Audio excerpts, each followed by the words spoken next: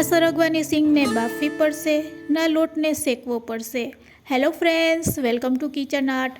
ધાબાના સ્વાદને પણ ટક્કર મારે તેવું નવી રીત સાથે આજે આપણે સરગવાની સિંગનું શાક બનાવીશું, તે પણ કુકરમાં।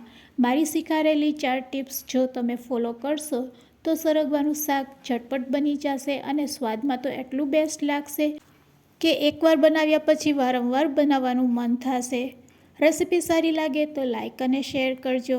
મારી ચેનલ ઉપર નવા હોય અને મારી ચેનલને હજુ સબસ્ક્રાઈબ ન કરેલ હોય તો સબસ્ક્રાઈબ કરી બાજુનું બેલ બટન દબાવવાનું ભૂલશો નહીં, જેથી કરીને તમને મારા નવા વિડીયોનું નોટિફિકેશન મળતું રહે।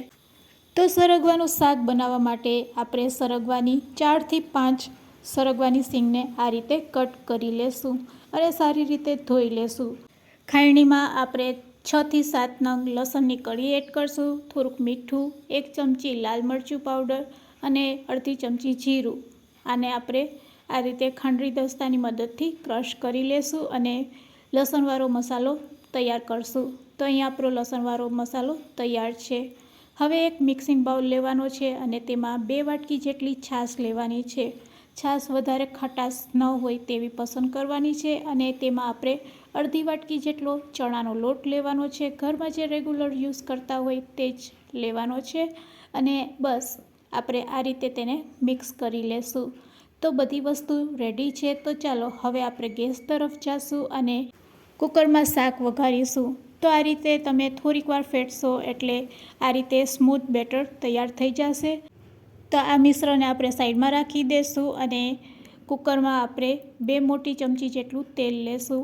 તેલ સારું એવું ગરમ થઈ જાય એટલે તેમાં થોડીક રાઈ, થોડુંક જીરું અને અડધી ચમચી જેટલા આપણે સફેદ તલ એડ કરશું અને બધી વસ્તુ સરસ કકડી જાય એટલે તેમાં તમાલપત્ર, તજ અને લીમડાના પાન એડ કરશું। સાથે લાલ મરચાં 2 સૂકેલ એડ કરશું અને ચપટીક હિંગ પણ એડ કરી દઈશું।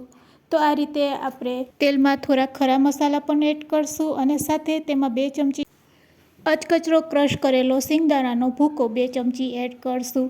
તેનાથી ખૂબ જ સરસ ગ્રેવીનો ટેસ્ટ આવશે। મસાલાને મિક્સ કર્યા પછી જે આપણે વાટેલી લસણવાળી ચટણી છે તે એડ કરી દેવાની છે, 1 ચમચી જેટલી। હવે આપણે તેમાં હુંફાળું પાણી એડ કરવાનું છે। અહીંયા આપણે પાણી થોડુંક હુંફાળું લેશું એટલે મસાલો છે એ ગ્રેવી સાથે સરસ મિક્સ થઈ જશે અને મસાલો આ રીતે મિક્સ થઈ જાય પછી આપણે જે સરગવાની સિંગ કાપીને રાખેલી છે તે એડ કરી દેવાની છે। મસાલા સાથે સરગવાની સિંગને સારી રીતે આપણે મિક્સ કરી લેશું। આ સમયે આપણે ગેસની ફ્લેમ લો રાખવાની છે।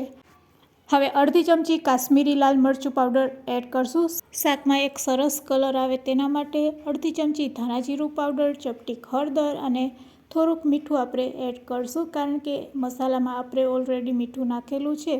તો અહીંયા સરગવાની સિંગ જેટલું જ આપણે મીઠું એડ કરવાનું છે। હવે બસ અહીંયા આપણે હુંફાળું પાણી લેવાનું છે અને 1 ગ્લાસ જેટલું પાણી આપણે તેમાં એડ કરી દેવાનું છે। પાણી એડ કર્યા પછી કુકરનું ઢાંકણું આપણે બંધ કરી દઈશું અને ફક્ત 2 વિસલ વગાડીશું। તો ગેસની ફ્લેમ આપણે હાઈ રાખીશું અને 2 વિસલ વગાડી લેશું। 2 સીટી વાગી ગઈ છે, ચાલો હવે આપણે શાકને ચેક કરીએ। આ રીતે કરવાથી સરગવાની સિંગ છે તે એકદમ સરસ બફાઈ જાય છે। તો સરગવાની સિંગ અહીંયા બફાઈ ગઈ છે।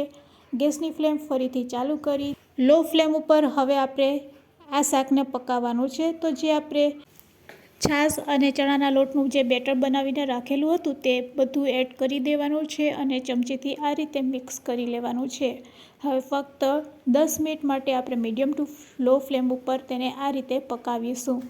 તો 10 મિનિટમાં આપણે 2 વખત હલાવવાનું છે અને 2 વખત તમે હલાવશો એટલે લોટ પણ આપણો સરસ પાકી જશે અને રસો છે તે એકદમ ઘટ થઈ જશે। તો અહીંયા આપણું શાક રેડી છે। આ રીતે શાક તૈયાર થઈ જાય એટલે વઘારિયામાં આપણે અડધી ચમચી જેટલું તેલ ગરમ કરીશું અને તેલ ગરમ થઈ જાય એટલે આ રીતે આપણે વઘાર તેમાં રેડી દેશું। તો લાલ મરચું પાવડર એડ કરી તેમાંથી 1 ચમચી જેટલો વઘાર આપણે શાકમાં એડ કરશું। તો ગરમા ગરમ કુકરમાં સરગવાનું શાક છે તે તૈયાર છે। આ શાકને તમે રોટલી, રોટલા તેમજ જો રાત્રિના ડિનરમાં બનાવવું હોય તો ભાત સાથે પણ ખાઈ શકો છો। બસ કોથમીર નાખીને આપણે તેને સર્વ કરી લેશું। તો ગરમા ગરમ સરગવાનું શાક રેડી છે સર્વ કરવા માટે। તો ફ્રેન્ડ્સ, આજની આ રેસીપી તમને કેવી લાગી તે મને કમેન્ટ્સમાં જરૂરથી કહેજો. રેસીપી સારી લાગી હોય તો તમારા ફ્રેન્ડ્સ, મિત્ર અને ગ્રુપમાં શેર કરવાનું ભૂલશો નહીં. વિડીયોને એન્ડ સુધી જોયો હોય તો એક લાઇક જરૂરથી આપજો. અને હા, મારી ચેનલ ઉપર નવા હોય તો મારી ચેનલને સબસ્ક્રાઈબ કરવાનું ભૂલશો નહીં. Thanks for watching. ફરી મળીશું એક આવી નવી જ રેસીપી સાથે.